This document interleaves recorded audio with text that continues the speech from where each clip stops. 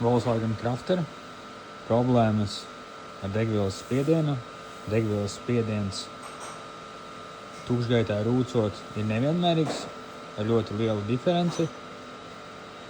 Un kur mums ir problēma? Problēma mums ir šajā vārstā, kas mums ir reila galā. Un problēma ir tāda, ka šeit iekšā ir visu laiku nācis mitrums, kā rezultātā ir elektrisks bojājums noticis un nav pareiza darbība vairs nodrošināta vārstam.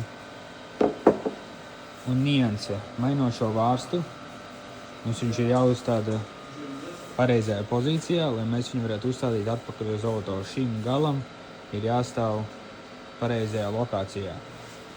Bet momentā, kad mēs viņu pievelkam, mums šis gals neatrodas pareizi.